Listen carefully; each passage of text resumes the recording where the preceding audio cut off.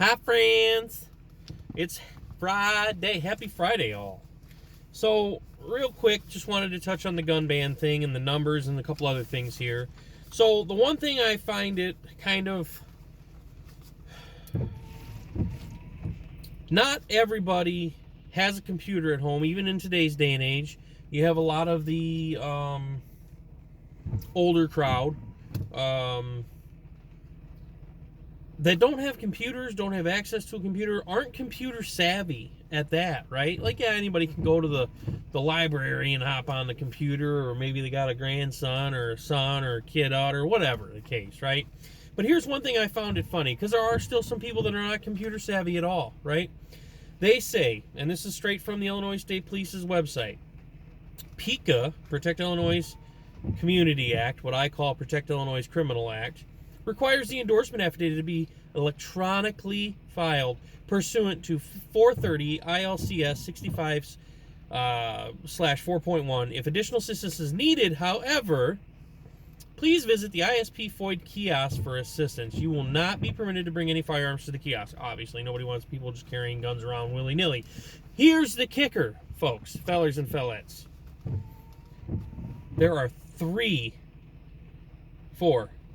four locations throughout the state of Illinois that have kiosks to be able to do this. One, Illinois State Police Troop 3 in Lockport, Illinois. Central Illinois, Illinois State Police Troop 6 in Springfield. Southern, Illinois State Police Troop 8 in Collinsville. Illinois State Police Troop 10 in DuQuoin, Illinois.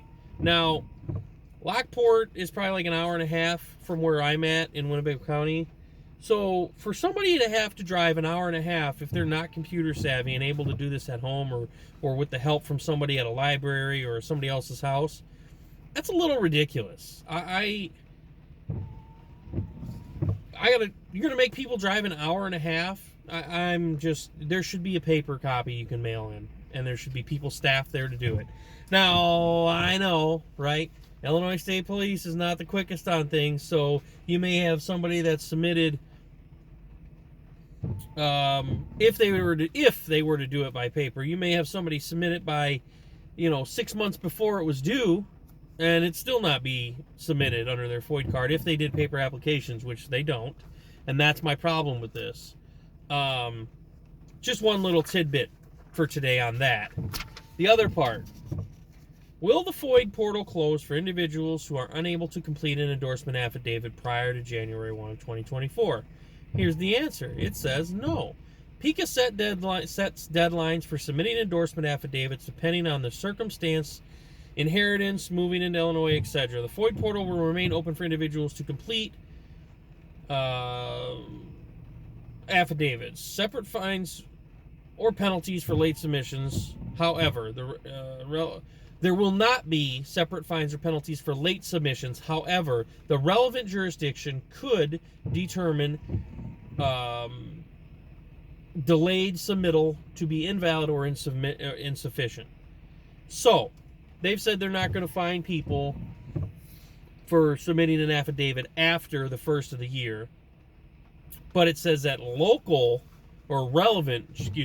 relevant jurisdictions could deem late submittal to be invalid or insufficient. So they've come right out and said too that the Illinois State Police and the state of Illinois are not going to file any charges against anybody who has not registered a firearm that has to be registered per the state of Illinois.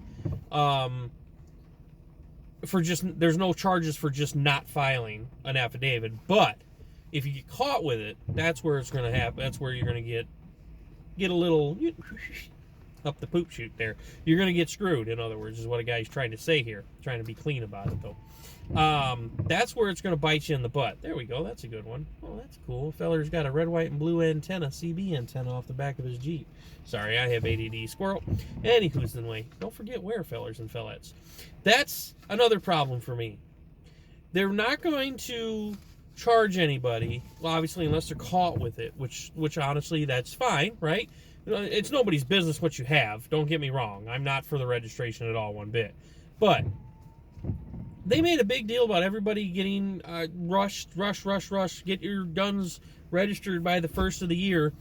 And then there are a few things here. A, they're leaving the portal open.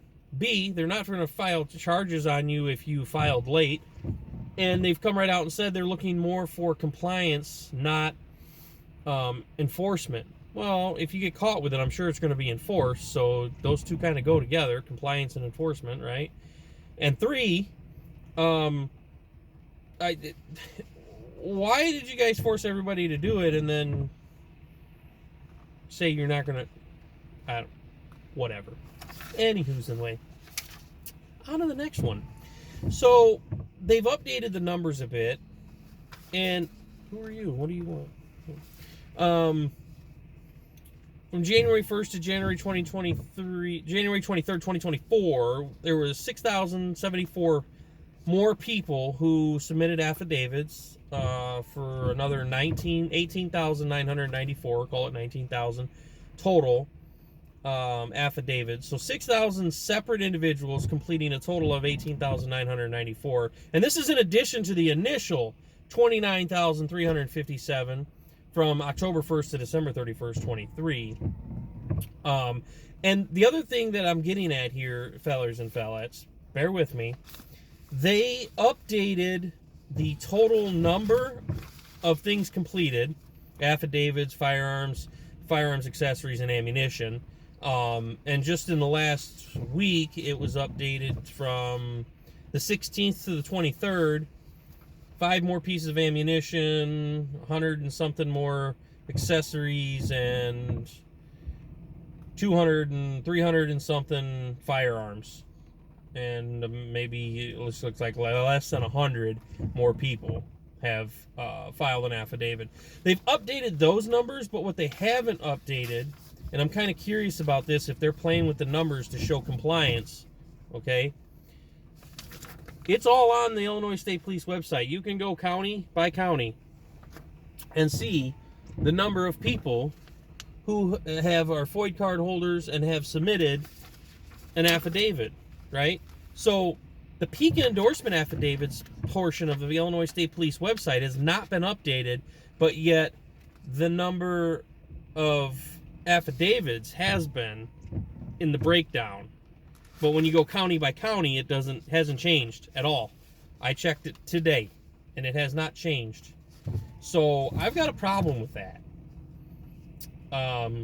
Where are the extra numbers coming from? That's what I want to know. Are they legitimate numbers, or are they being foobarred? And the other problem I have is that the FOID card number hasn't changed at all. 2,415,481 FOID card holders for the last, what's it been, year or so, that number hasn't changed. When I know for a fact, because remember, folks, fellers and fellettes, I have an FFL, I run a gun shop. Remember that, okay? Guess what? I get new FOID card people all the time. Hey, I got my FOID card in the mail. Look, cool, huh? That FOID card number hasn't changed. Why are they not updating that number? That's what I want to know, too. There's lots of questions to be answered, and I know the state police is not ever known, and I'm not bashing blue. I will never bash blue.